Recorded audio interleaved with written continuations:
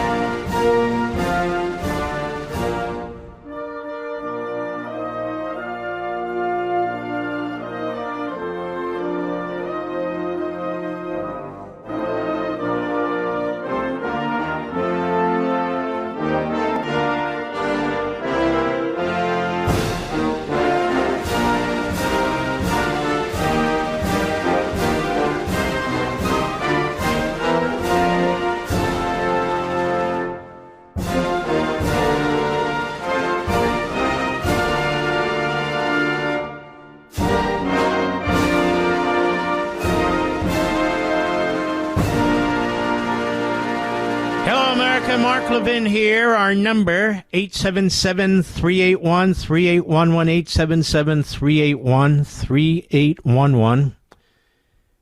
Well, I suppose I can't really blame or criticize the media for what seems like the nonstop coverage of the Nancy Guthrie situation. It is compelling, and there is some breaking news now with the video. A video that the technicians have obviously been working on, the FBI and the private sector at some level, extensively, apparently to recover some of the video after the perpetrator apparently pulled it out of the wall or whatever he did. And it is interesting to see what they found, and I think just a matter of time now.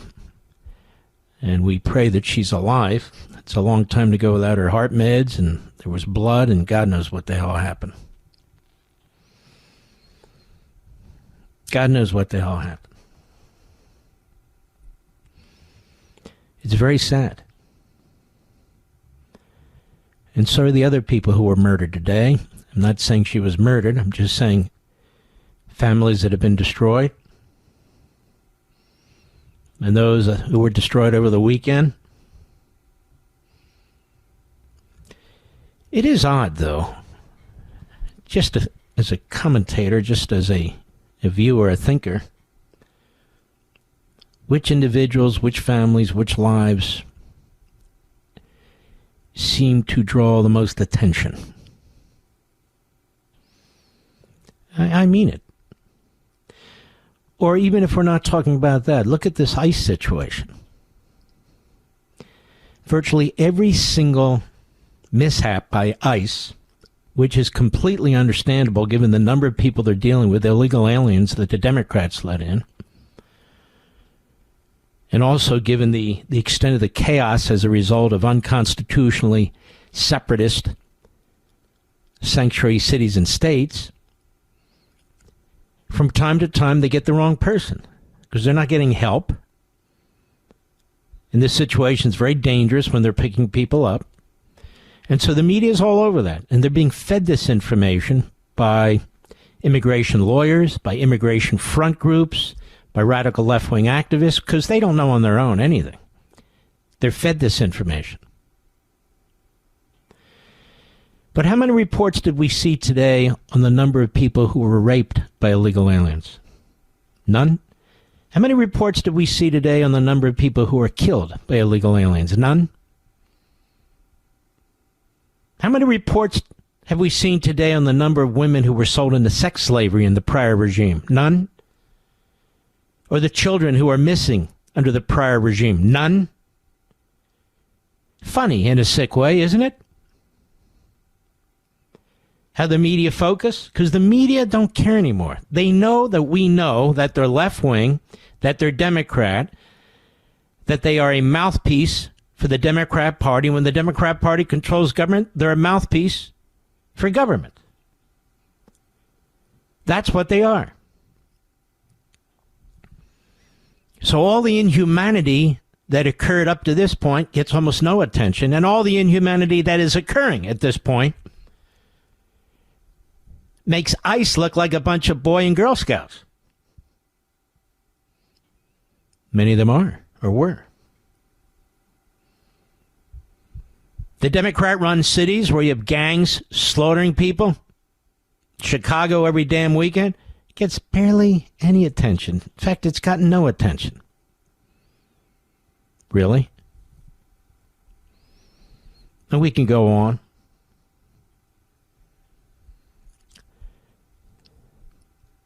Seven years ago today, my mother passed away. 3 days shy of her 89th birthday. I think about my parents a lot because I wouldn't be who I am without them. They taught me principles. They taught me to be a gentleman. They taught me to confront and take on the bullies.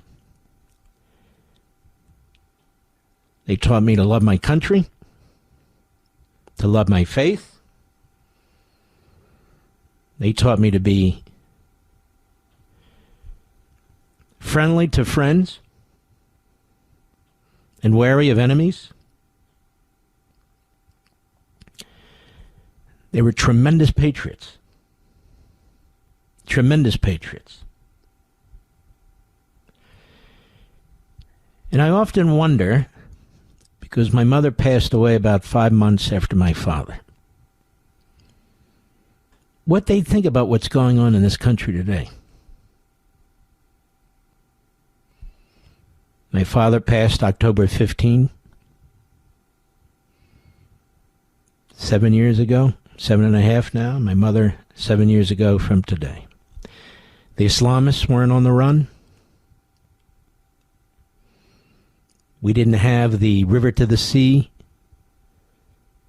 violent protests taking place. The virulent anti-Semitism was obviously under the radar, but that said, you didn't see it. You didn't feel it most of the time.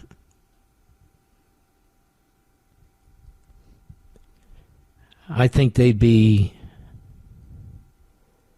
very upset. I'm glad they didn't have to see it. I truly am. So, when I see these things about death and mothers being, I don't know, kidnapped, killed, whatever, it makes me think about this. And these are the principles and values and traditions that I hold. We spent a little time today, really 3 of us, preparing for the video podcast, or vodcast, I guess they call it, that we're going to launch on Tuesday.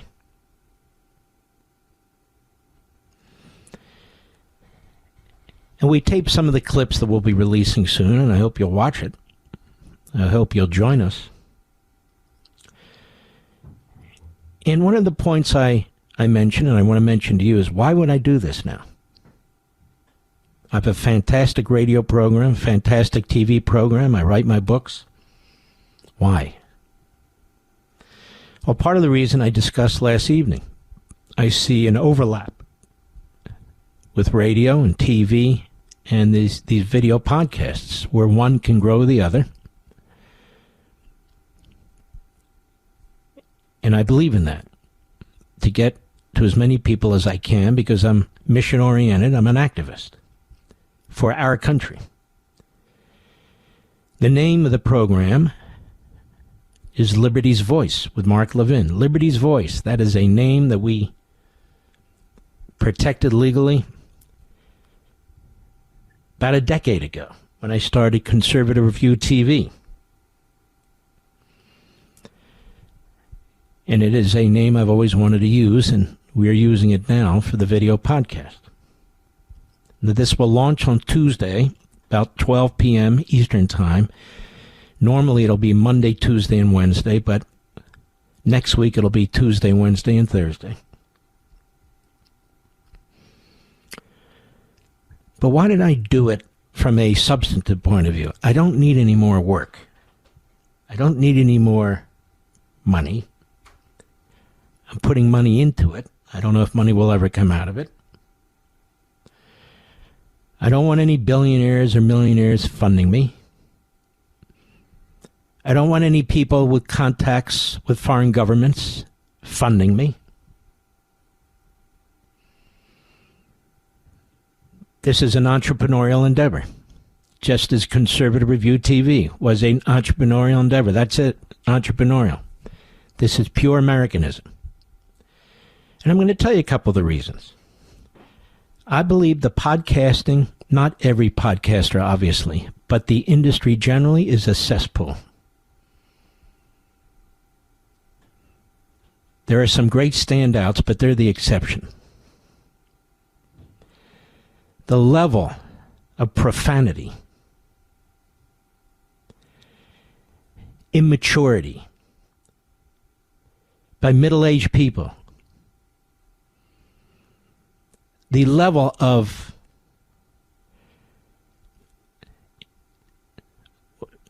un-Americanism, Marxism, Islamism, wokeism, fascism, racism, bashing of Jews, bashing of Christians, bashing of our heritage. Somebody's got to confront this on a regular, sustained basis. Somebody's got to confront this. Now, I don't have any video out there. I do my Fox show. And so what I'm hoping to do is build a juggernaut, a big number of viewers who will also listen to radio, watch Fox, but also to go into a place where I feel Americanism is not being properly explained, except by a handful, or properly promoted and expanded and growing. And so I have to take the careers that I have, the background that I have, the experience I have, the knowledge I have, and use it. And use it before I hang it up. And that day will come. And so I want it to be entertaining and intriguing. I hope the radio show is as well. I hope the TV show is as well. But I can do things in more of a observable way, where many people wonder, well, how does he look when he says that? And how does he do this without the trappings of a network, a TV network or something like that? Do it 100% my way. And I want to convey and promote the principles and the values that I was raised with. And I want to take on the guys that think smoking pot during their podcast is really cool. Or the older women who think dropping the F-bomb in every other sentence is an audience grabber. Or the bigots and the racists who pretty much have, not completely, but pretty much have had free reign. And the so-called influences. It's time to advance Americanism. Judeo-Christian values. Individual liberty. American sovereignty. Constitutionalism. In a way that's never been done before. I'll be right back. Mark Levin.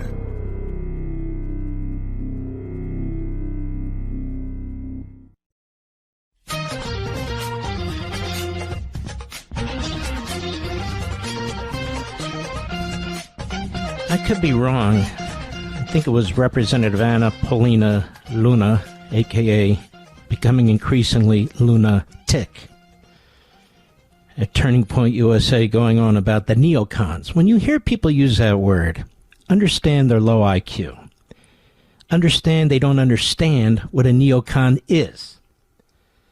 And so, from this moment forward, I call these people just cons. Okay? Neocon. No, they are cons. Like Anna Palima, or Paluna, Luna Tica. Sloganeering is what Marxists do. Sloganeering.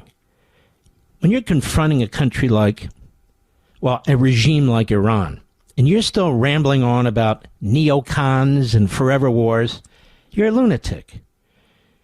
Iran's been doing what it's doing 47 years. So forever wars means what? Appeasement? This is the appeasement crowd, some of whom are within the Republican Party. But they're more and more part of the woke right. So they throw around that term. You must be a neocon. Yeah. Intellectually devoid of substance. Forever wars.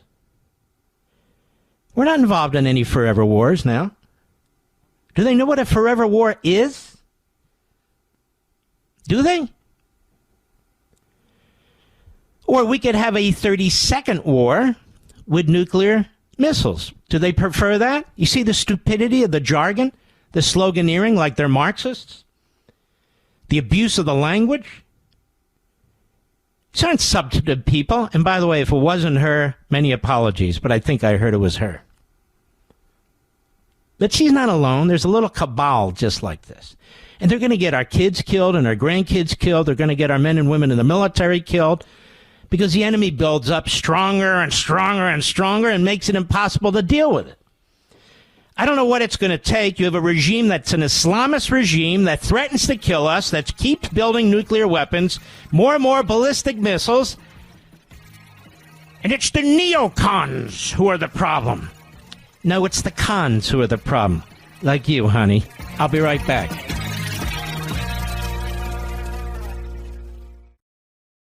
Mark Levin, tough as hell. That's why I like Mark Levin. And I'm not sure a lot of people like him. He's tough as hell. But I like him. I love him. Call in now. 877-381-3811. All right. If anything changes with the Nancy Guthrie story, I promise you I will be the first to tell you. What I'm not going to do is 14 different possibilities with 15 different experts. I just can't do it.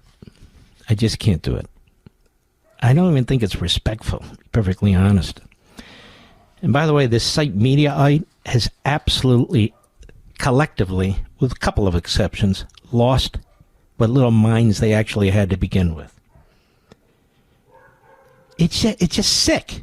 Every damn thing a conservative says, or about the Epstein matter, or Trump, or something like that, it's just so pathetically partisan. Right, Kobe Hall? Colby. And you're such a pseudo-intellectual. You really are. So profound is your nitwittery. I stopped reading it. I did. I don't even waste my time anymore. I just read these National Enquirer type headlines that your boy Dan Abrams wants and loves. We need our grifters, huh? We need our hits in our eyes. These are what we call influencers, ladies and gentlemen. At least we don't call them neocons. New York Times has a piece here, and I expect it from the New York Times because it has done a hell of a job early in its years promoting slavery, covering up the genocide against Ukrainians in 1932, covering up the Holocaust, the genocide against Jews and others, but especially Jews in Germany and throughout Europe, helped install Fidel Castro. It's true. In Cuba. And, of course, promoted Hamas's statistics, which were flat-out lies. Ran with phony photos, ran with anti-Semitic cartoons. This is the New York Slimes. So today it has a headline by a guy named J. David Goodman. Without a border invasion, quote unquote, Texas GOP turns an old enemy, Islam. Republican officials and candidates in Texas have shifted their rhetorical attack line. Now, this is supposed to be a reporter. It's not an opinion piece. From the border fears that dominated recent elections to the state's growing Muslim population with language that echoes the aftermath of the terror attacks on 9/11. That one sentence has more bullcrap in it than I can even count. The echoes, the aftermath of the terror attacks on 9/11, I would say we were incredibly restrained, were we not?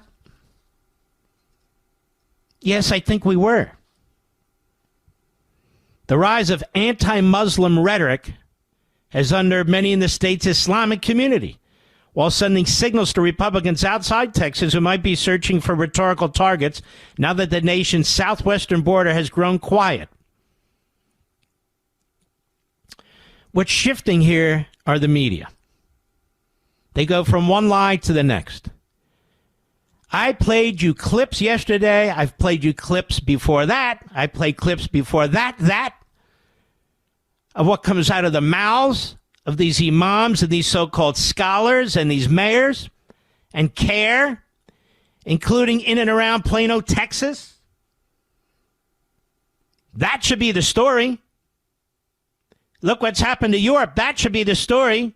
Look what's happened to Dearborn, Michigan, Patterson, New Jersey, and a dozen other cities like New York. Ads for Senator John Cornyn of Texas have touted his fight against radical Islam. Well, is that a problem? Texas Republican lawmakers created a Sharia-free American caucus in Congress. Excellent. Thank you. Governor Greg Abbott has labeled one of the nation's largest Muslim rights groups a terror organization. That's CARE. Notice they're not going to mention CARE, are they? CARE. A front group for Hamas, which is actually labeled a terror group in several countries. Its affiliates are. Just on Monday, the state's hard-right Attorney General, Ken Paxton, hard-right, you know. Now, they've never found a hard-left Attorney General, a Marxist or an Islamist, even though they are Marxists and Islamists. He announced he would investigate a proposed real estate development in Kaufman County, east of Texas, as a potentially illegal Sharia city. And he just leaves it there, this reporter. Well, is it? So the reporter favors segregated communities that practice Sharia law, and he knows nothing about the ideology. Nothing. This is your typical fat-ass liberal. The attacks on Islam are a notable shift for a party that spent the last several election cycles focused on the Mexican border. Well, why is there, quote-unquote, a notable shift? Number one, Donald Trump has secured the border. Number two, there's not a shift. We want illegal aliens removed from the country.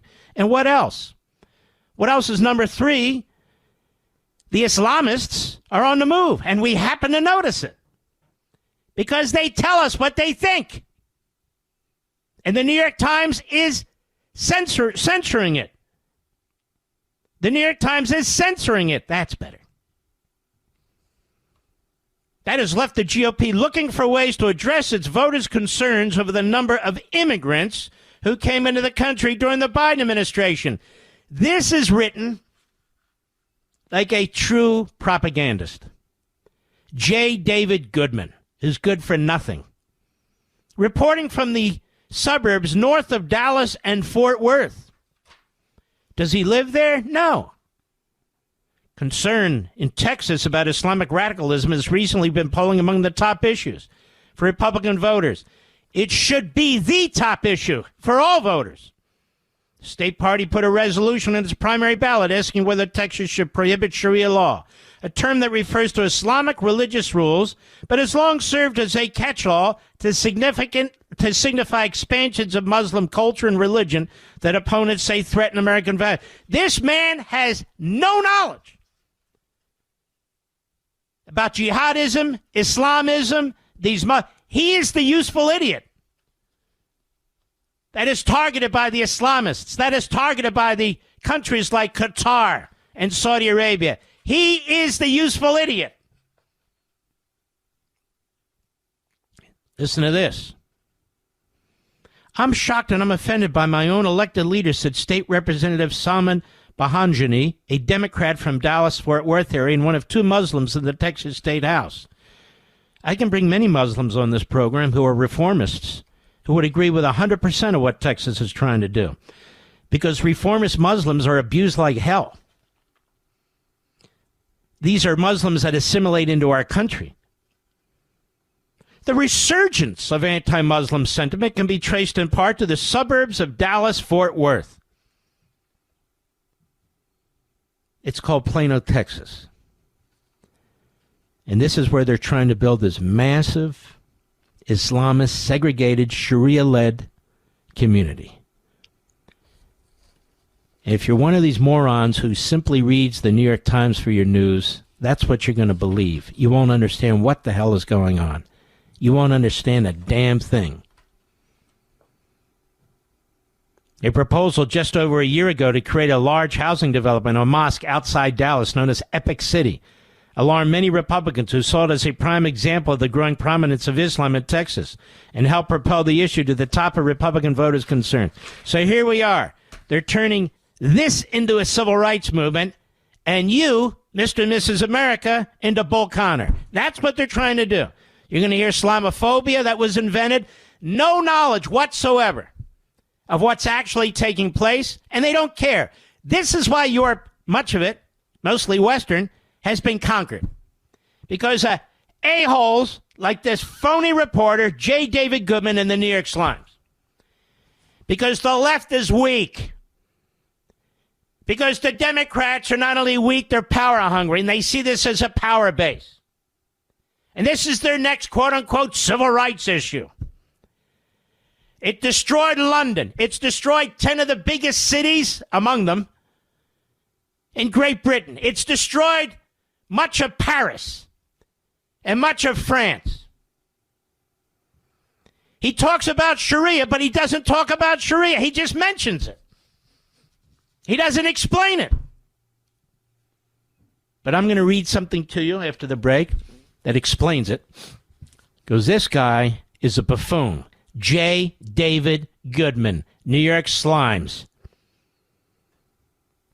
Guys like him, the Islamists rely on and depend on. They know what the left is like. They know the left will do everything possible to accommodate them. They will vote for the left. They will vote for Democrats, even though they hate them too. Even though they hate them too. They hate the party system. They hate our political system. They hate it all. They hate our government, the Islamists. And they know the left will wave them in, just like the left waved them in over the border. And so they vote Democrat. Wouldn't you if you were them? I'll be right back. Mark Levin.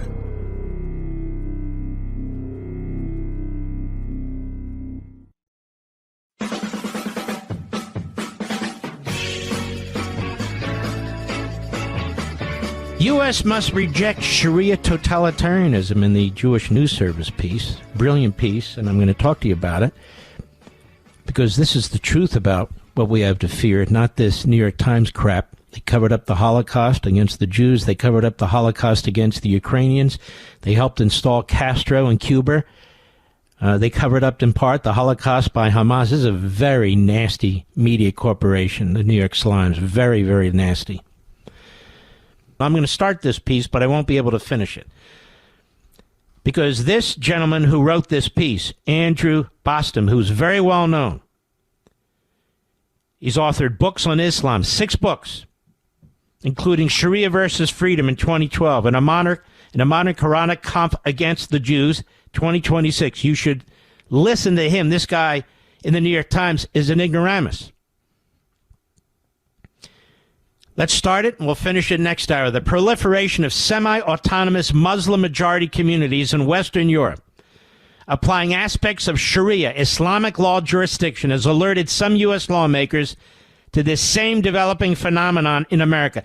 Really, whatever position the New York Times takes, America or the press, we want to take the opposite position.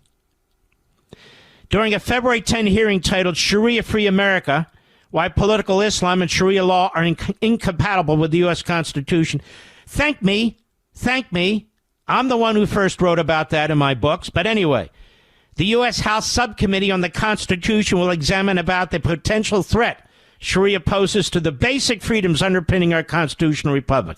I guarantee you the New York Times wouldn't have a reporter there.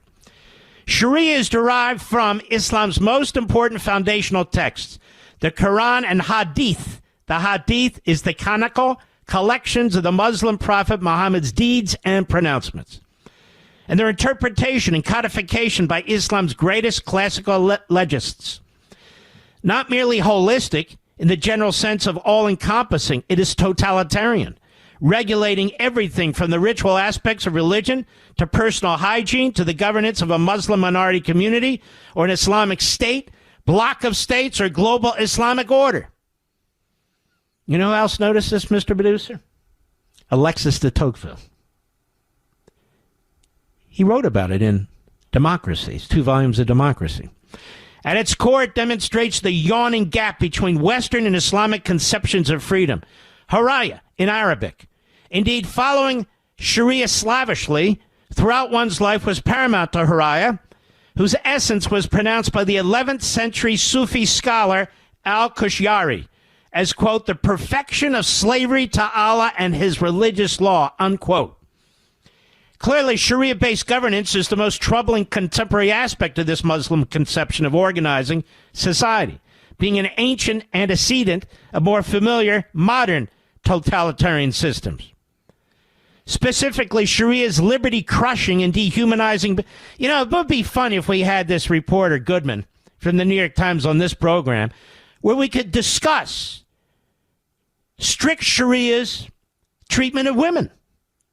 What do you think about that? Or children, for that matter?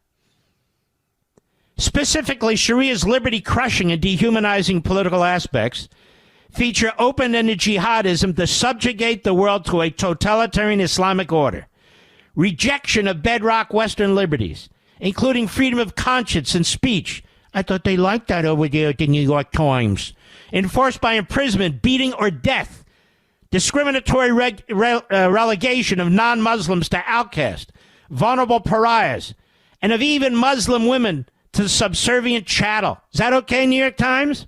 And barbaric, mandatory had punishments, which violate human dignity, such as amputation for theft, stoning for adultery, and lashing for alcohol consumption. Now, writing in the early 1950s, Robert H. Jackson, a Democrat who was an attorney general under FDR, great man, by the way, who became an associate justice of the Supreme Court. He also served as the chief U.S. prosecutor at the Nuremberg trials, elucidated succinctly how liberty-crushing Sharia was the antithesis of Western law. You want to hear what he said? You want to know what a great scholar, humanitarian, legal mind, who was the attorney general for a period of time to FDR, was the lead prosecutor of the Nuremberg trials, became associate justice of the Supreme Court. You want to know what he said about Sharia law? Well, I have to do it after the top of the hour. We'll be right back. This segment of the podcast is exclusively sponsored by Pure Talk. Pure Talk offers great coverage and can save your family money on your wireless bill every single month. Go to puretalk.com to find the plan that's right for you. Thank you again for listening, and thank you so much for this sponsorship, Pure Talk. He's here. He's here. Now, broadcasting from the underground command post, Deep in the bowels of a hidden bunker, somewhere under the brick and steel of a nondescript building, we've once again made contact with our leader, Mark Levin. Hello, America. Mark Levin here. Our number, 877-381-3811, 877-381-3811. By the way, for the morons on X, I never said I stopped watching football. What are you talking about? I condemned the kneeling. I never stopped watching football. Stupid people. All right, let's get back to reality. Writing in the early 1950s, Robert H. Jackson, Associate Justice of the U.S. Supreme Court, who also serves as the Chief U.S. Prosecutor of the Nuremberg trials, was also an Attorney General, and a damn good one, elucidated succinctly how liberty-crushing Sharia was the antithesis of Western law. I have to ask, Justice Jackson and so many others who are not Republicans, who are not right-wingers or neocons or conservatives, who are highly critical of Sharia law, Lexis de Tocqueville, I can go on, and maybe I will. Are they not to be taken seriously? Are we supposed to take some clown at the New York Times seriously who doesn't even explain what Sharia law is? Here's what Justice Jackson wrote. Islamic law, Sharia, offers the American lawyer a study in dramatic contrasts. Its striking features relative to our law are not likenesses, but inconsistencies. In its source, its scope, and its sanctions, the law of the Middle East is the antithesis of Western law. Islamic law finds its chief source in the will of Allah, as revealed to the Prophet Muhammad. It contemplates one community of the faithful, though they may be of various tribes and in widely separated locations. Religion, not nationalism or geography, is the cohesive force. The state itself is subordinate to the Quran, which leaves little room for additional legislation, none for criticism or dissent. It is not possible to separate political or juristic theories from the teachings of the Prophet, which establish rules of conduct concerning religious, domestic, social, and political life. This results in a law of duties rather than rights. And here we have the New York Times defending it and trashing people who are informed about this, opposing it, seeing what's going on in Europe, seeing what's going on in the Middle East, and saying no, no, hell no. And the author of the piece, Andrew Bostom, at JNS, he goes on. Alarmingly, since 1990, the Organization of the Islamic Conference Cooperation, the largest voting bloc in the United Nations, has been pushing a Sharia-based framework for quote-unquote human rights. The Cairo Declaration on Human Rights in Islam, which would abrogate existing instruments much more protective of human freedom and dignity, such as the UN's Universal Declaration of Human Rights, or the best such instrument, the U.S. Bill of Rights. Hard data from Muslim societies illustrate plausibly the unacceptable non-Muslim religious persecution and bigotry that adoption of the Sharia-based legal framework and accompanying mores of the Cairo Declaration would engender. Muslim societies that embrace Sharia overall, or regarding the enforcement of Islamic blasphemy law, have the worst global Christian persecution indices and harbor populations with the highest prevalence by far of extreme anti-Semitism. All right, I got to put my new reading glasses on. Did you know I got new reading glasses, Mr. Producer? I never had reading glasses. I've been using whatever. Now I will put them on so I can read. The latter, disproportionate extreme anti-Semitism exhibited by Muslim, is now manifest in Muslim diaspora populations of both Western Europe and the United States. You have to be deaf, dumb, and blind not to see it and hear it. Concerning data from a nationally representative sample, Muslims surveyed in September 2024 revealed 50% favored Sharia blasphemy law, that is, making it illegal to show a picture or cartoon of Muhammad. 39% supported broad application of the Sharia, that's 4 out of 10. And 33% wanted Islam declared as a national religion. That's 1 out of 3 for the New York Times. I close with a plaintive 2011 warning from Pakistani Bishop Michael Nazir Ali, who immigrated to the United Kingdom and became the first non-white bishop, Dosian bishop, in the Church of England.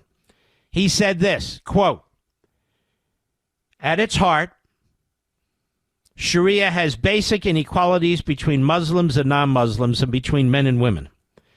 The problem with Sharia law being used in tribunals in Britain is that it compromises the tradition of equality for all under the law. It threatens the fundamental values that underpin our society." And yet the New York Times is all for it, literally trashing the great patriots of all faiths, including some Muslims, who say no to these Sharia segregated communities that the Islamists are trying to set up outside Dallas-Fort Worth, in Houston and Austin, in Florida, in Pennsylvania, in Michigan, in New Jersey, in New York City. Be brave. Be strong. Speak out. Don't be intimidated. The New York Times is no different than the BBC was. No different than the French newspapers and the Swedish newspapers. All the same ideology. Weak, left-wing pablum. No real support for Western society. This is when I talk about the Marxist-Islamist fusion. The Marxists, the left, lay the foundation for the Islamists. The Islamists will vote for the Democrats and the left, or Labor, or the liberal parties throughout Europe, because they know they're weak. They will capitulate. They will acquiesce, if not celebrate them, until it's too late. Until it's too late. There were 50,000 Muslims in Europe at the turn of the century. There's now 50 million. The United States at the turn of the century, I dare say there were very, very few. And yet, in about 10, 15 years, it'll be the second largest religion in America. If we didn't call it Islam and we called it something else, if we didn't call it a religion and we called it something else, what would the New York Times say then? You know what it'd say then? It still would endorse it. The way it covered up for the Nazis in World War II. It's sick. This is a sick corporation, the New York Times Corporation. It's a corporation. It's a corporation filled with a bunch of lunatics. And this. Let me pull this back here. Hold on. Now we go back to J. David Goodman at the New York Slimes. Let's see. Just over a year ago, a group of Muslim investors connected to a large mosque complex, the East Plano Islamic Center, began raising money for Epic City, which led to a backlash among conservative activists. Protesters became a regular presence outside the mosque. Muhammad Ibidi, a research scientist who immigrated from Egypt, and often when he and his children would go to pray at the Plano Center on Fridays, protesters told them they were going to hellfire. "Do you want a society where every group alienates each other?" he said. Mr. Abbott and Mr. Paxson began investigations, and he goes on. See, the poor victims, the Islamists are the poor victims. Let me ask you something, Mr. Goodman. Why don't you go to Dearborn, Michigan, and spend a month there and tell us the truth about what's taking place there? Or Patterson, New Jersey. Why don't you do that? Why don't you do that, Mr. Goodman? Until that, you remain a fraud and a phony and a fool. And anybody who believes this guy or follows this guy, it is a disaster. The fact of the matter is, the New York Times readership is lower than ever before, and it's a good reason. They have helped pave the way to genocide in multiple countries in Europe, to genocide in Cuba, to genocide in the Middle East with Hamas slaughtering Israelis. All the news that's fit to print. Those pages should be printed in red for all the blood the New York Times has helped cause in this world. I'll be right back. Mark Levin.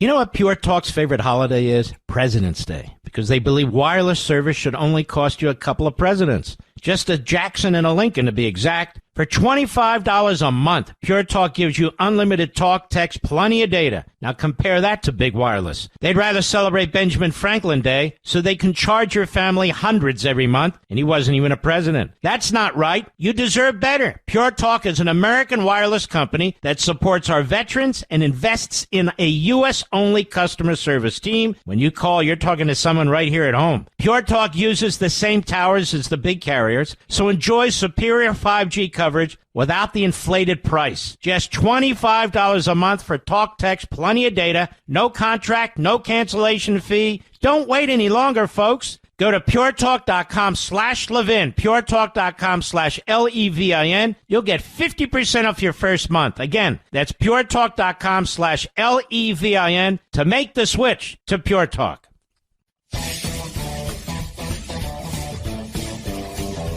You know, here's the thing, America. We have what I call this ruling class. I don't call them elites. I call them elitists. And they don't have to just be politicians. They're people in faculty, academia, lawyers, perhaps, judges, certainly reporters. And they have these positions where they can or try to influence the public, our policies, our law. And they're letting us down. Obviously not all, but too many, if not most. Our media, for the most part, have let us down. You know, we had these independent platforms we thought would be great. And what do they produce? The Tucker Carlsons and the Steve Bannons and the Megyn Kellys and what else is out there? They produce these people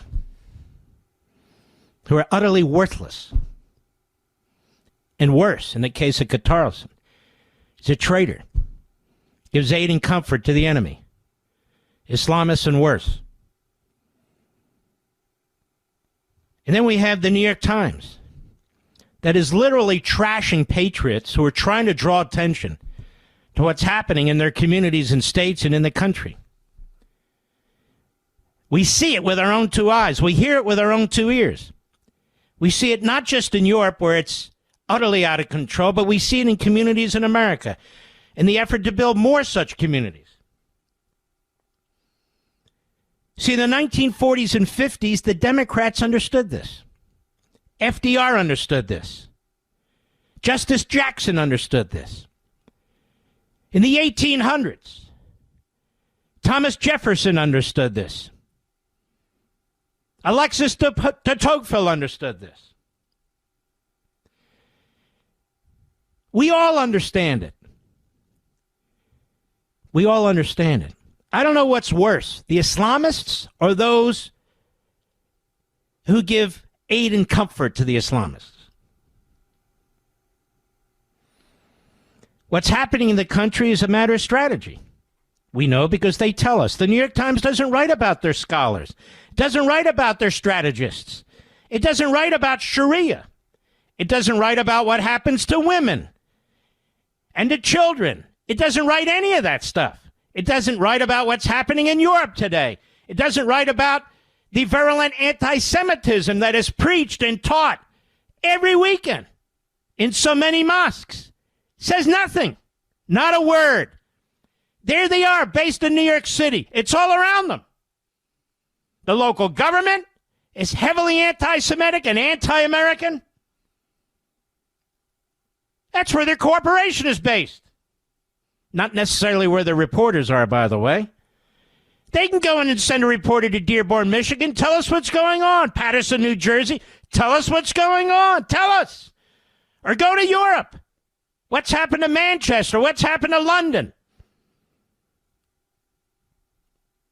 What's happened to the country of Canada? The whole damn place. It's all around us.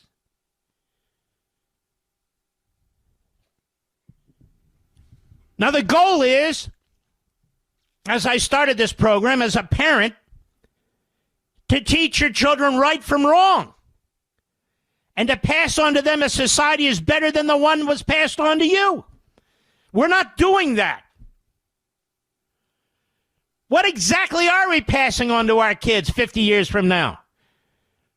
I mean, think about it. Oh, my God, I can't even imagine it. Between the Democrat Party, the Marxists, and the Islamists, our foreign enemies. So we have to take a stand. We have to take a stand. This isn't about conservatives or right-wingers or Islamophobia. Christopher Hitchens pointed it out 25 years ago. He's a leftist. And he pointed it out. I beseech you, he says. I beseech you. Pay attention to what's going on. Understand what this ideology is. If we had an honest media that were actually explaining to the American people what was taking place, we'd be in much better shape. But they even platform these Islamists. That fat Slav from Turkey, what's his name, Chunk or something or other? But he's not alone. There's many of them. They have a following. And they pretend they're victims. And they run around accusing people of racism. Racism? None of them want to go back from where they came. None of them. None of them.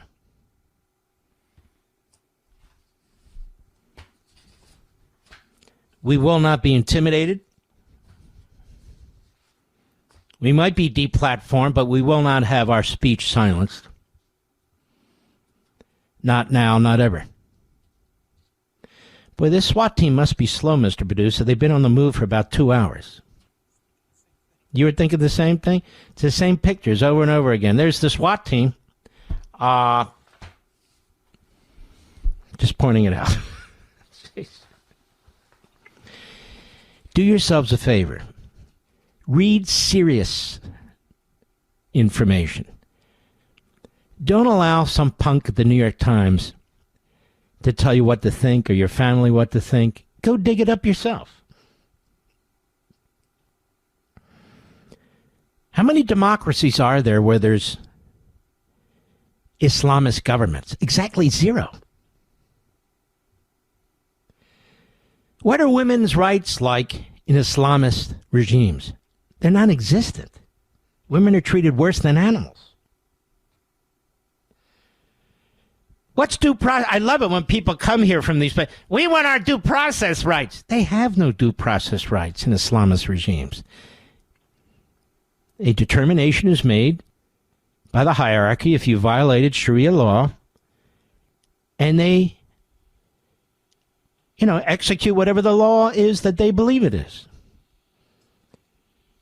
The New York Times wouldn't even exist in Islamist societies. Every one of them would be hanged. Every damn one of these buffoons. I'll be right back. You know what Pure Talk's favorite holiday is? President's Day. Because they believe wireless service should only cost you a couple of presidents. Just a Jackson and a Lincoln, to be exact. For $25 a month, Pure Talk gives you unlimited talk, text, plenty of data. Now compare that to big wireless. They'd rather celebrate Benjamin Franklin Day so they can charge your family hundreds every month, and he wasn't even a president. That's not right. You deserve better. Pure Talk is an American wireless company that supports our veterans and invests in a U.S.-only customer service team. When you call, you're talking to someone right here at home. Pure Talk uses the same towers as the big carriers, so enjoy superior 5G coverage without the inflated price. Just $25 a month for talk, text, plenty of data, no contract, no cancellation fee. Don't wait any longer, folks. Go to puretalk.com/Levin, puretalk.com/Levin. You'll get 50% off your first month. Again, that's puretalk.com/Levin to make the switch to Pure Talk. Mark Levin, making conservatism great again. Dial in now, 877-381-3811. We are conservatives, constitutional conservatives, and proud of it, unlike the cons, the lunatics and their type. Mark, why do you keep talking about... I don't keep talking about anything. I talk about what I think is important. I mean, we like to have fun, too. Don't get me wrong. Now, we have something called the SAVE Act. I don't know what it means exactly, but it is properly named. It's Save the American Republic Act is what it should be. And apparently it is very, very controversial to require proof of citizenship to vote. USA Today has a new angle, obviously handed to it with talking points from the Democrats, that this legislation, America, would hamper the ability of married women to vote. So you married women out there, do you have driver's licenses? I'm just curious. Now, under Sharia law, many of you would not. I would remind the left and the New York Slimes and their ilk. But how would requiring proof of citizenship hamper the ability of married women to vote? Does it hamper the ability of married women to get on airplanes? To buy beer? To drive a car? I mean, how stupid is that? Now, keep in mind, they can't get their fear-mongering straight. To my black friends out there, of which I have many, by the way, you were the first ones they were trying to upset and fear-monger. Did you know that requiring evidence of citizenship like a driver's license is like Jim Crow in the 1950s and early 60s? Oh, yeah, like Jim Crow. The problem is they surveyed a significant black population. They found about 85% of them said, no, it's not. I have a driver's license. I can vote. Funny hearing all these white liberals make these arguments, isn't it? Although Hakeem Jeffries isn't a white liberal. He makes it's just like Jim Crow. Did you know a significant majority of Democrats believe you should have an ID to vote? So there they are again. Apparently the Democrats, Jim Crow 2.0. I love the way the Democrats refer to these racist periods in our history when it was them who were the racists during periods of our history. Not you and me, not our forefathers, theirs. That's right. That's right. Every civil rights bill ever introduced in this country was backed by an overwhelming majority of Republicans. Period. Democrats can't say that. Jim Crow, that's them. The Klan, that's them. Segregation, that's them. Slavery, that's them again.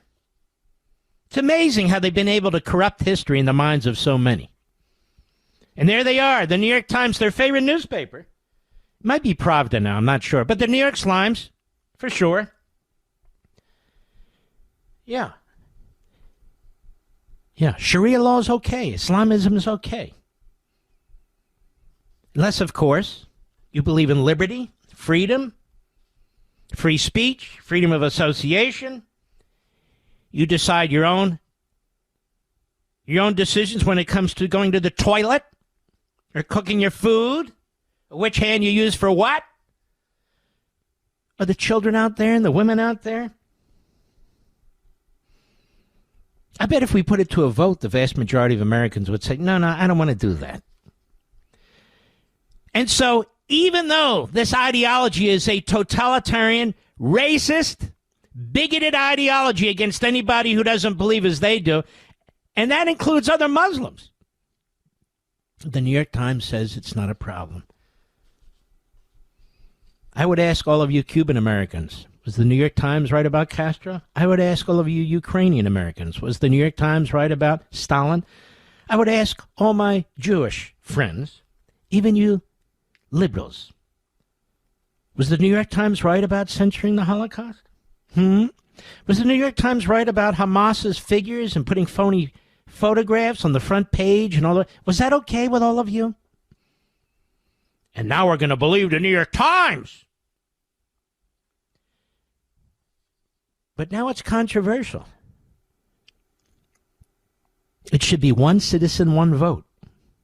That's it. If you're not a citizen, you don't vote.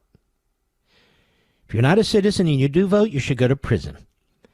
Because the Democrats don't really believe in the democratic process, let alone the Constitution. They don't believe in the democratic process, so what do? Effectively, they stuff the ballot boxes. Now, you might say, can you prove it? Of course I can prove it. When you oppose what is fundamentally a system of checks and balances against voting fraud, then you support fraud. It's that simple. If you don't have in place protections and safeguards for the banking system, then obviously you must support embezzlement, because what the hell else does it mean? They don't want illegal aliens to be deported. They open the border to 20 million illegal aliens, and now they don't want evidence, proof of citizenship. Now, if I'm a Democrat, I have a better idea. Here's my idea. Why waste your time with requiring people to come into the United States? Send them ballots overseas. What do you think of that, Mr. Producer?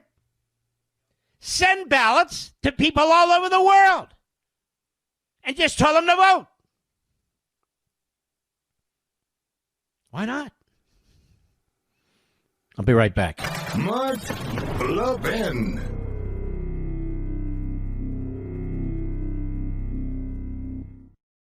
You know what Pure Talk's favorite holiday is? President's Day. Because they believe wireless service should only cost you a couple of presidents. Just a Jackson and a Lincoln, to be exact. For $25 a month, Pure Talk gives you unlimited talk, text, plenty of data. Now compare that to big wireless. They'd rather celebrate Benjamin Franklin Day so they can charge your family hundreds every month, and he wasn't even a president. That's not right. You deserve better. Pure Talk is an American wireless company that supports our veterans and invests in a U.S.-only customer service team. When you call, you're talking to someone right here at home. Pure Talk uses the same towers as the big carriers, so enjoy superior 5G coverage without the inflated price. Just $25 a month for talk, text, plenty of data, no contract, no cancellation fee. Don't wait any longer, folks. Go to puretalk.com/Levin, puretalk.com/Levin. You'll get 50% off your first month. Again, that's puretalk.com/Levin to make the switch to Pure Talk.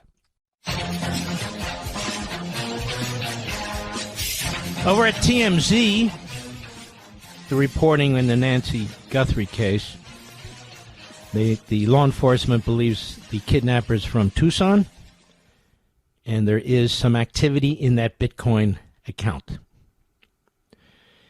And they reported this 3 hours ago, apparently. We've seen activity for the first time in the Bitcoin account listed in the first random note, which was sent to us here at TMZ, and also to 2 TV stations in Tucson. For various reasons, we're not going to reveal the amount, but the activity happened in the last 25 minutes. Now, that's about 4:30 p.m. Pacific time, which means it's 7:34 Eastern time. So that is recent, Mr. Producer. Just happened. Potentially big development. Our law enforcement sources say whoever kidnapped her from Arizona home is also from the Arizona area. All right, they're starting to really focus in on who it is. Multiple sources involved in the investigation tell TMZ the operating theory is that the ransom notes were written by the kidnapper, and those notes provide clues on where the abductor lives. TMZ has focused for several days on the alleged kidnapper's choice of media outlets to receive the letters. The first letter was sent to 2 Tucson TV stations and TMZ. The second letter was sent to only one of the Tucson stations. It's interesting. My wife and I were in Tucson we left on Tuesday. We returned this past Saturday, actually. Our law enforcement sources believe the person who wrote the ransom note was very familiar with the local station, so much so that it leads them to believe the Tucson area is the abductor's home. As we reported, TMZ says the kidnapper is promising to return Nancy to Tucson within 12 hours of receiving the $6 million ransom, which means they're currently somewhere within a 700-mile radius of Tucson. There were two ransom deadlines, both of which passed, even though today host Savannah Guthrie tried reaching out to the kidnapper and offered to pay up. TMZ sources say the images the FBI released today of the apparent kidnapper were just obtained by authorities. The FBI wasn't holding on to the images before releasing them. The feds got them and immediately blasted them out publicly. They apparently had to do a great deal of work to get the information off of the security devices because he had damaged them or pulled them out of the wall. But these devices apparently continue to create and retain information for a period of time, and that's what they needed to do. Nancy Guthrie was taken against her will, they write, on February 1st. She has a pacemaker and needs daily medication. I know what that feels like. That's why I'm worried about her well-being, quite frankly. She's not having her heart medications and the bleeding and so forth and so on with the bad heart. It's been now, 10, 11 days? I'm not speculating. I'm just reading to you what there is. I don't like the speculation. I just don't. And it's just not what I do. And it's not what I'm going to do. There were a couple of big hearings on Capitol Hill today involving ICE. And the leaders of ICE and the leaders of our immigration system are very, very courageous, articulate, and that would include the Secretary of DHS, Kristi Noem, as far as I'm concerned. And Hakeem Jeffries on MS Now today, again, he lets the cat out of the bag. I want you to listen to this. Cut 14, go. We, as Democrats, we're going to always stand up for dreamers, stand up for farm workers, stand up for law-abiding immigrants. Stand families. Up for women who are sold into sex slavery. Stand up for unaccompanied children, 300,000 of whom went missing. Is that who you're standing up for? Farm workers? No, you're not. You're not standing up for anybody but your damn power-hungry voting plan. Go ahead. Contributing to this country in so many meaningful ways, and the American people know it, which is why... No. You come in legally. We don't know that people are contributing. 85% of the Somalis who are in this country, in Minnesota, are on welfare. I think we're contributing to them, Mr. Producer. About 80% of the Afghanis who are in Virginia are on some form of welfare. I think we're contributing to them, but that's irrelevant. Whether they're contributing or we're contributing, they're not here legally if they're here illegally. It's that simple. Go ahead. They supported the notion of targeting violent felons who are here illegally and figuring out a pathway towards citizenship for others who are here. All right, so stop. So here's what he means. Unless they've committed a crime, they should not be deported. That's not what the law says. If you're here illegally, you're supposed to be deported, number one. Number two, maybe they're going to commit a crime, but they get to stay because they wait. Number three, all these people who talk about overthrowing the country, these Islamists, you've heard them, these imams, these so-called scholars, because they haven't actually committed a physical crime, They should be able to stay too. I just want you to understand what Hakeem Jeffries is saying. All of them should get amnesty. All of them. That's the plan. That's the game plan. No voter ID. Yes to birthright citizenship. No deportation. That's it. He just laid it out. He just laid it out. Then we have these geniuses who are at the Olympics. Now, they're not at the intellectual Olympics. They're at the Olympics, the Winter Olympics. Now, I admire great athletes, but I don't admire great athletes who are stupid. That's a whole nother story. Here we have the what is it? The Chuck brothers on Team USA hockey at the Olympics. This is what Olympians for our country should say. Cut 15, go. I mean, this is being able to represent the U.S. at this stage in the Olympics is one of the greatest honors that I've ever had. So I'm truly grateful to be here representing the red, white, and blue.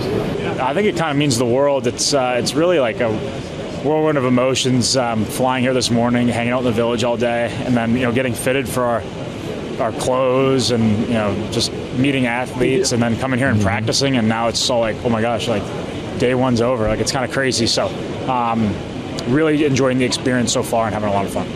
And God bless you too. You haven't heard the others, have you? I'm not going to play them. They're punks.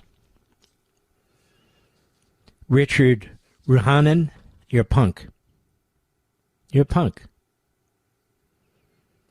Mm-hmm. And he's not alone. Narcissistic, self-aggrandizing, self-promoting. You represent the United States. That's why you're there. You don't represent yourself. That's the bottom line. The Power Hour is next. I shall return.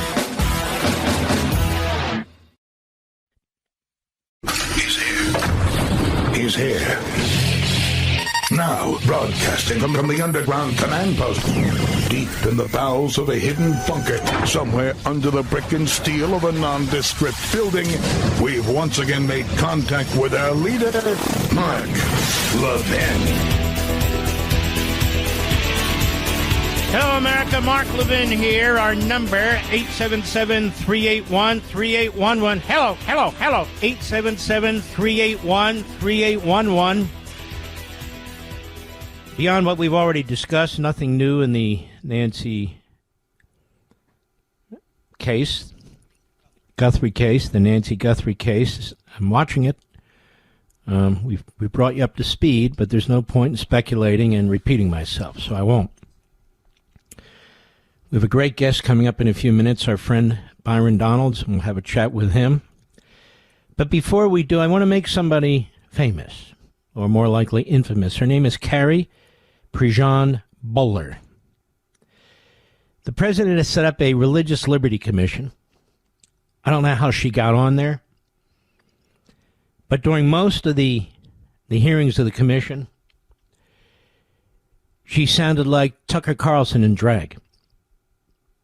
She sounded like Marjorie Trader Greene. She sounded like a spokesman for Hamas. Obviously, this person wasn't vetted properly. She shouldn't be anywhere near a religious liberty commission. Here's what she said, in part. Cut one, go. You described very painful experiences at UCLA, and I take that very serious. At the same time, many of the students who have spoken... Excuse me. We don't take it very serious, do we, Mr. Producer? We take it very seriously. Just saying, not to nitpick. Start from the top, please. Go. You described very painful experiences at UCLA, and I take that very serious. At the same time, many of the students who I've spoken to personally who created those encampments say that they were protesting the killing of tens of thousands of Palestinian civilians in Gaza and their university's financial ties to that war. So I need to ask you, in a country built on religious liberty in the First Amendment, do you believe someone can stand firmly against anti-Semitism, including what you experienced, and at the same time condemn the mass killing of Palestinians in Gaza, or reject political Zionism, or not support the political state of Israel. Isn't that clever? Political Zionism, like political Islam, Mr. Producer. See? Israel's a democracy. It's got a significant Christian population, even as a bigger Arab, Muslim population. They have elections. They have Muslim and Arab judges. They protect the holy sites of not just the Jews, but Christians and Muslims. They don't start wars. They have to defend themselves in order to protect themselves. And you listen to this tripe. Listen to this tripe. Go ahead.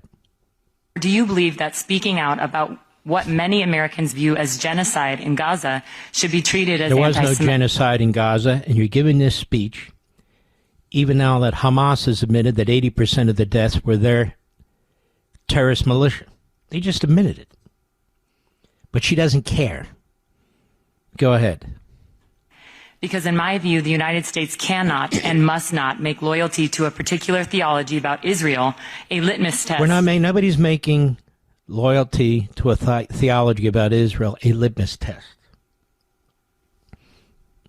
People can say and do whatever they want, and they are. But so can I. And I can call out bigots and anti-Semites and racists and liars if that's what they are. Go ahead. For protected speech or moral legitimacy. Charlie Kirk said that Jew hate is brain rot. Some people don't have brains. I'm not going to assist them in setting a double standard for the Israeli government and the Jewish people as they fight to defend themselves. These were students calling for intifada within days after October 7th, before Israel had even entered Gaza. So it's not about them and their using Palestinian civilian death, which is horrendous and horrible. They're using it as a prop.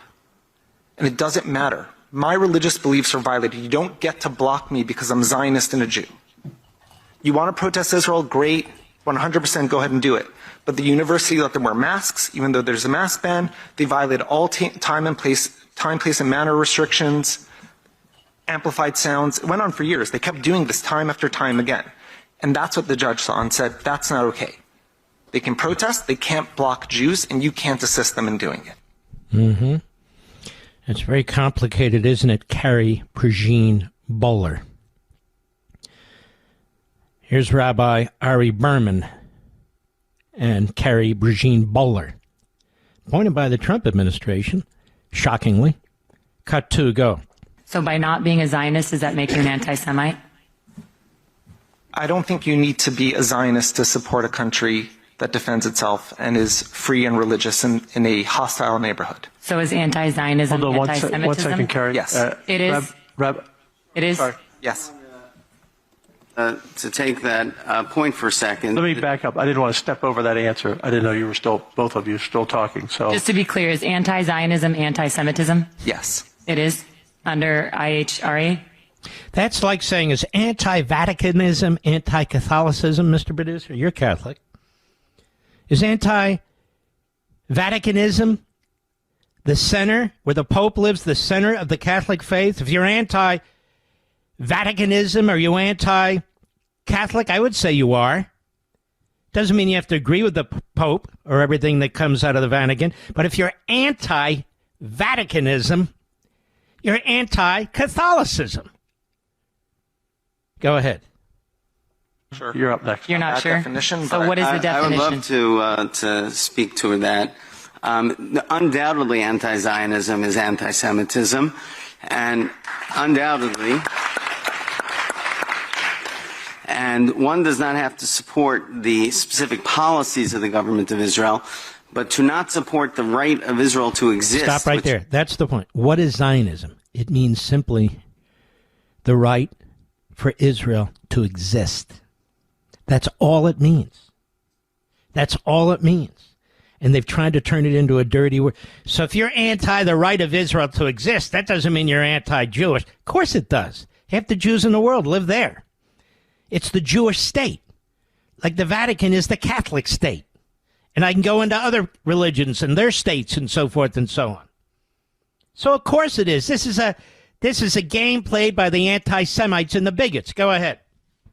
Zionists do. And I might remind her that it was blacks, Catholics, and Jews who were the main targets of the Klan. Blacks, Catholics, and Jews were the main targets of the Klan. Go ahead. Not taking that same stand to the 28 Muslim countries and 13 Christian countries in this world is a double standard, is hypocrisy, and is absolutely anti-Semitism. I think it's also important that we not make Islamophobic remarks while we're here today. I would appreciate that. Islamic phobic remarks. She throws that out there. Just remember what Christopher Hitchens said. This is a new word that's been invented. So now you can't criticize Islam and what it does to women and children unless you also criticize Israel and Judaism. Well, what does it do to women and children? She's a bigot, in my humble opinion. Go ahead. I just want to say, God forbid was anything like that said. But if the Jewish people are the only people that you deny the right to have its own state, that is absolutely a double standard, hypocrisy, and anti-Semitism. Well, as you know, I'm a Catholic. By the way, she's a recent Catholic. Did you read that, Mr. Producer? A few months ago. But go ahead. Catholics do not embrace Zionism, just so you know. So are all Catholics By the way, a lot of Catholics I know, including Mr. Producer, they embrace the existence of the state of Israel. In fact, almost every Catholic I know does. So who's she speaking for, the recent convert to Catholicism? Go ahead. As I said, anti-Zionism, by denying the right of the Jews to have their own state while not saying the same for any other peoples, that is a double standard, hypocrisy, and anti-Semitism. She's the only one that's been hammering away on this position, hammering away, and people are wondering, how the hell did she get through the vetting process? She sounds like CARE. Maybe she was a... and you know who she listens to daily, she said, Mr. Producer? Candace Owens. Candace Owens? I'll be right back. Mark Levin.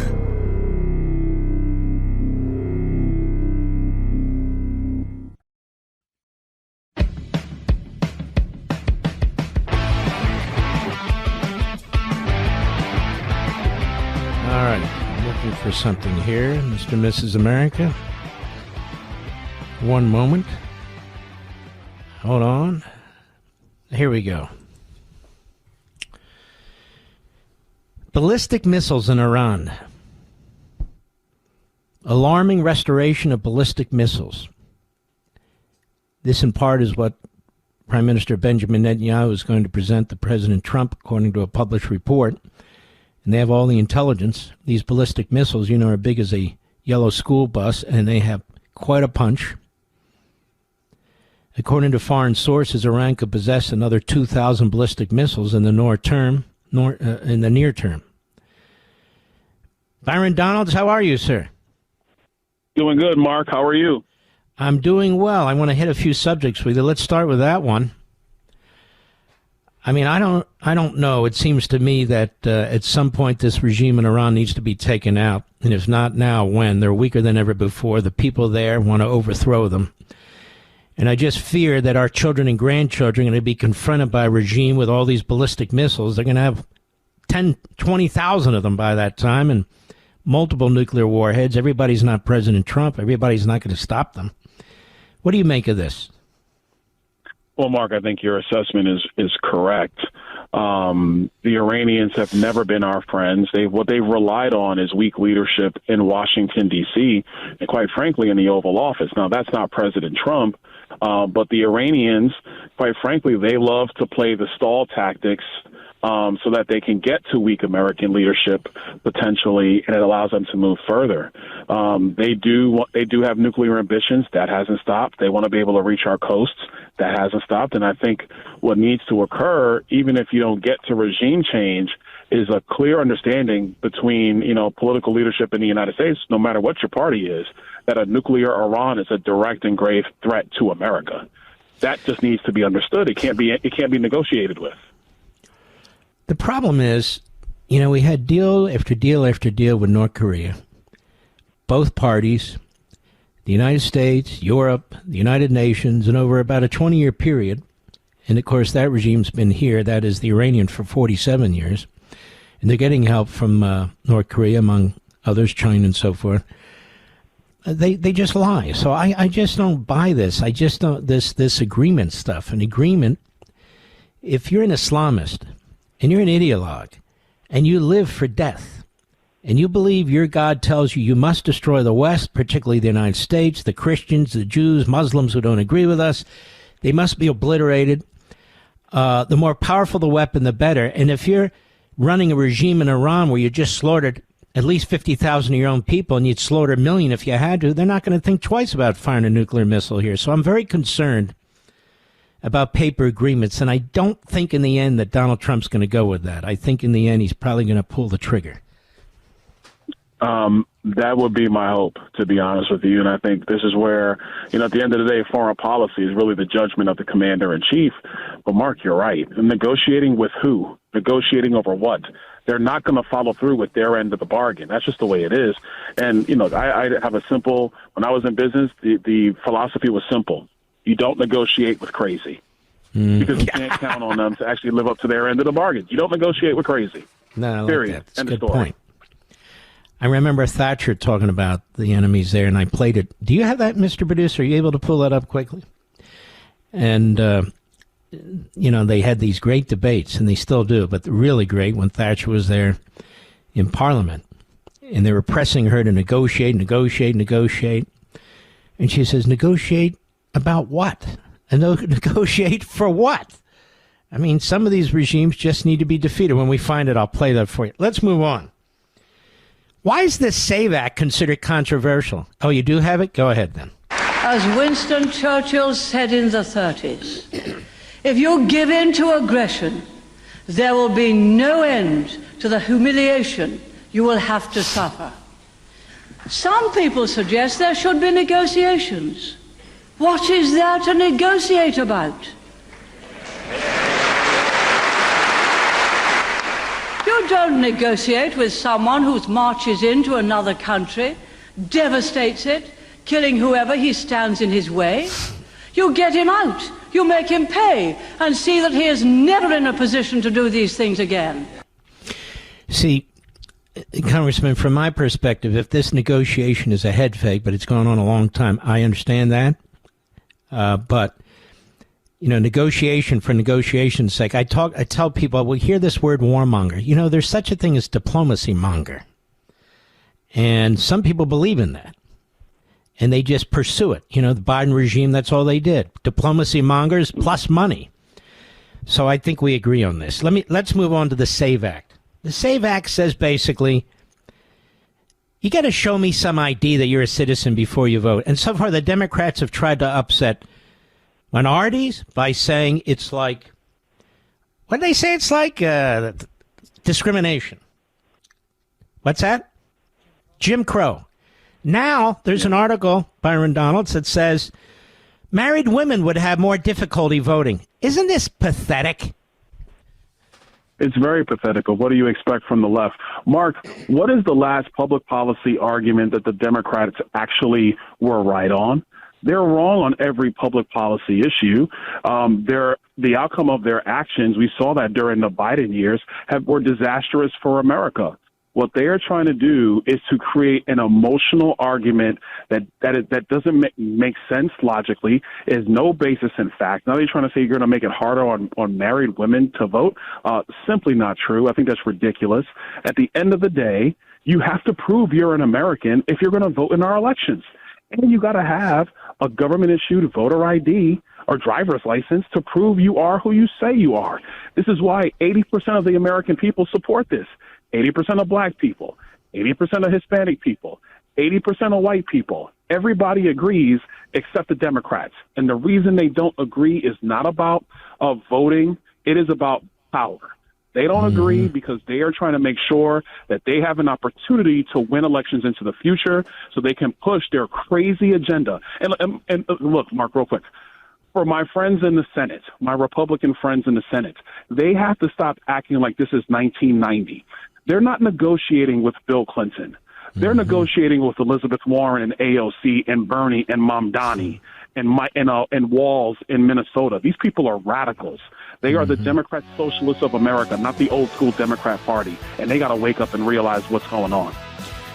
If you can hold on, Congressman, I've got a few more questions for you. If people want to help you, where do they go? ByronDonalds.com, Mark. Very simple. ByronDonalds.com. ByronDonalds.com. We'll be right back with our friend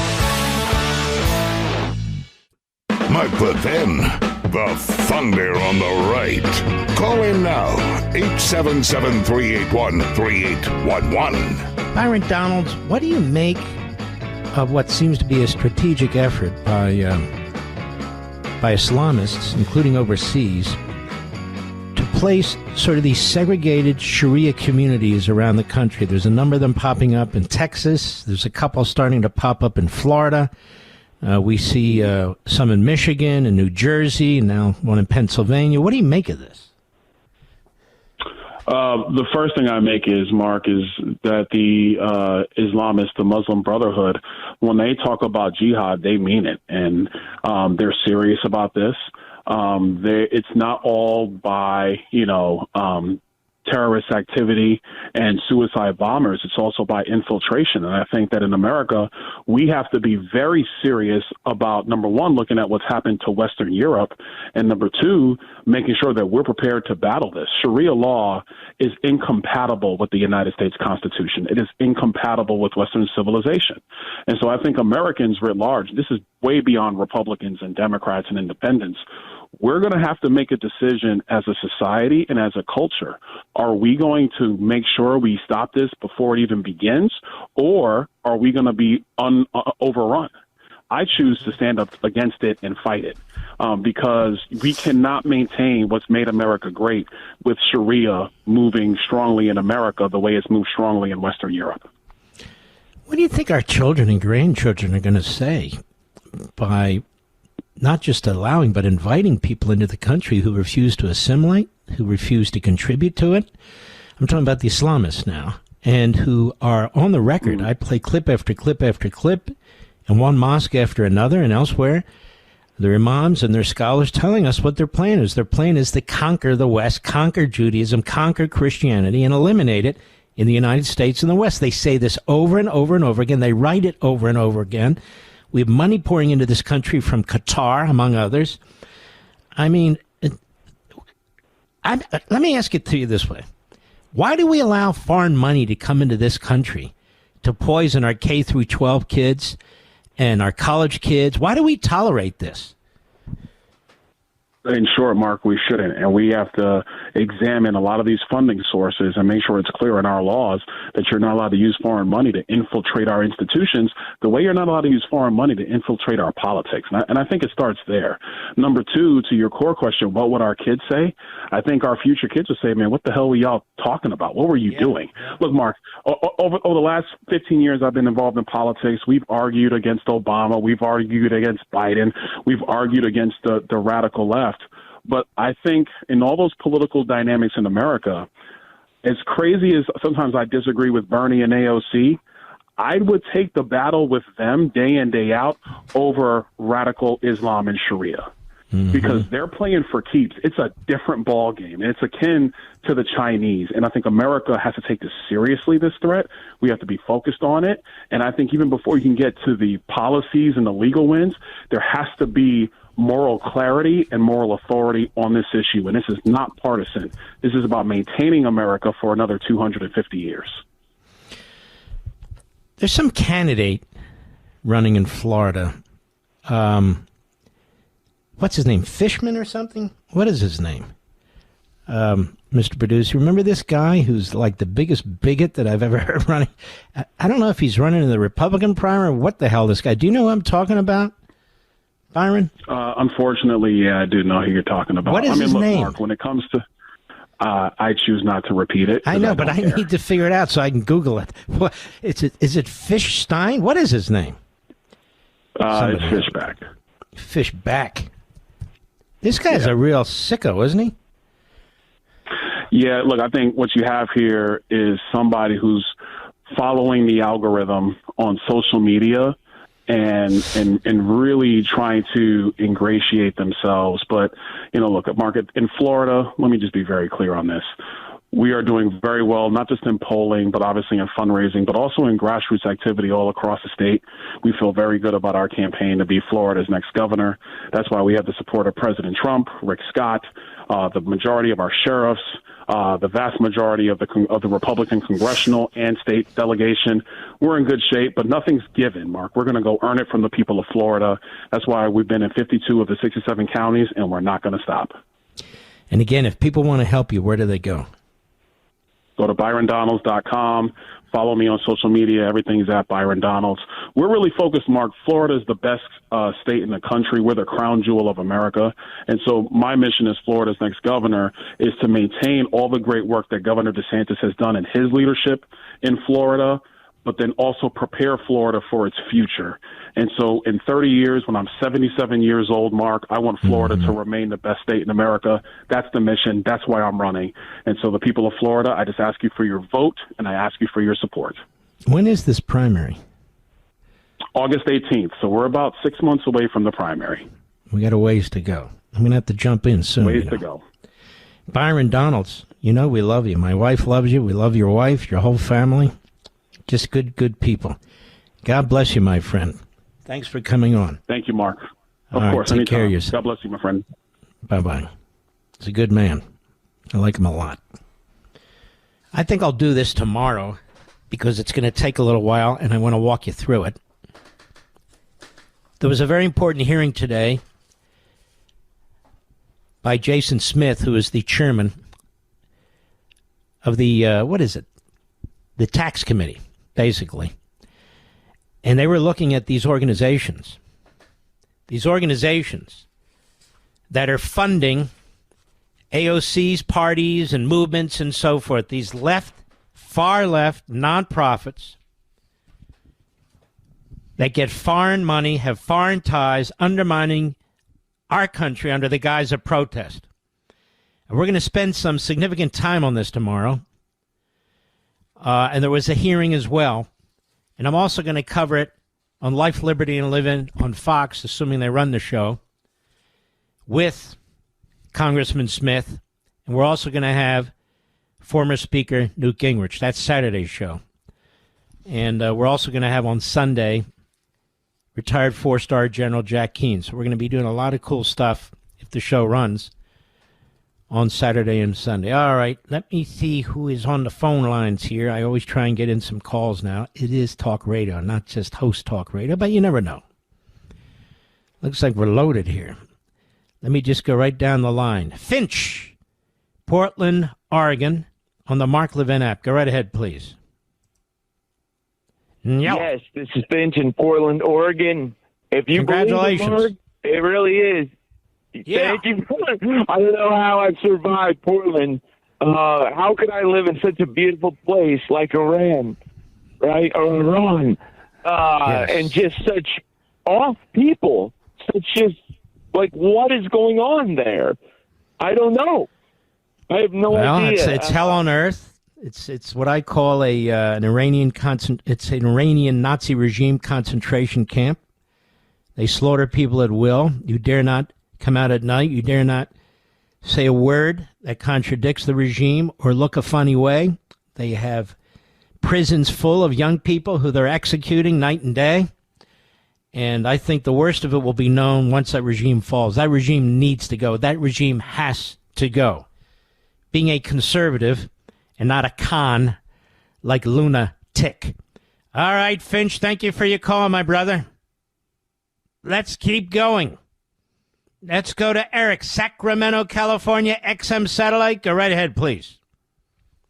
Hi, how you doing? I am an American Muslim that is opposed to Sharia law. Yeah. I'm opposed to it. Explain to everybody. I can explain. Okay, so Sharia law came about in the Hadith, which is not the Quran. It's the traditions of what Muhammad was trying to institute. It is 1,600 years old, a doctrine of living. It is not obligatory. It is not in the Quran. I can give you an example.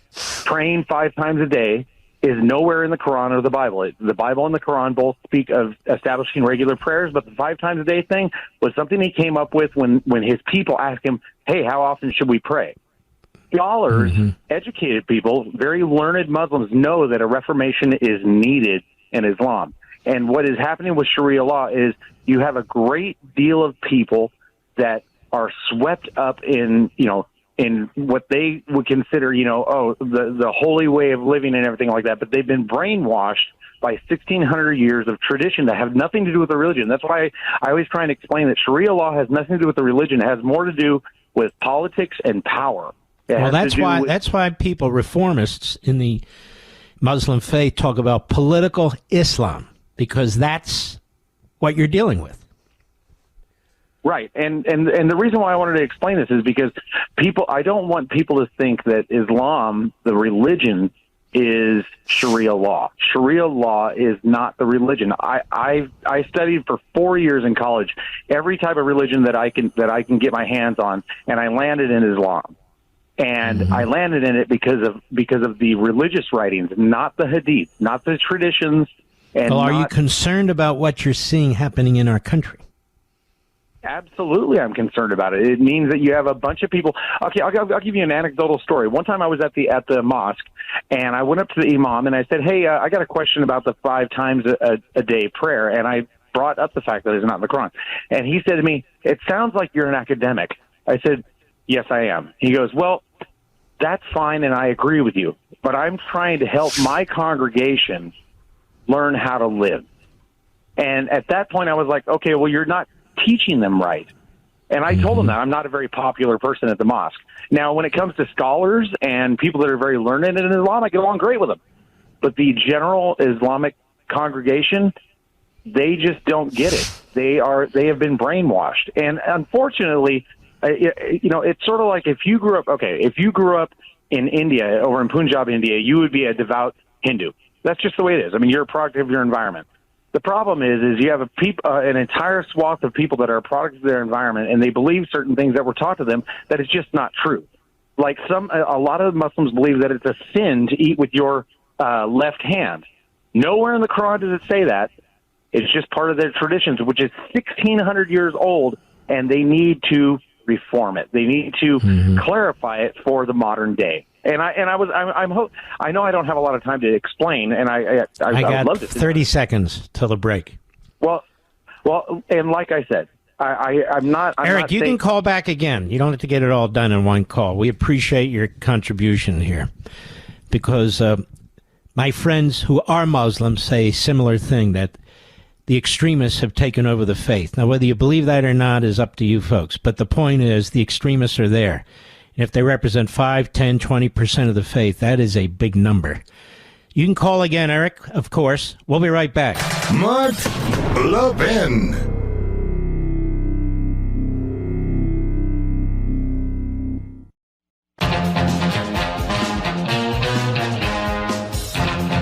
Wait until they see these video podcasts. What do you think, mister?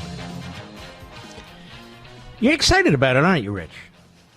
I'm excited to do it. Next Tuesday, February 17th, we'll be posting it at about noon Eastern Time. You know, the podcast world is a cesspool with some exceptions. People who can't say the F word enough, they're in their 50s, they think they're cool, they have little girls. What an embarrassment. Other guys smoke pot on the air, they think that's cool. That's not cool. That's stupid. We'll change all that. We salute our heroes out there, all of you. I want to thank you for listening. I want to give my mom a special blessing, kiss, and prayer. And all of you folks out there, I'll see you tomorrow. Be well.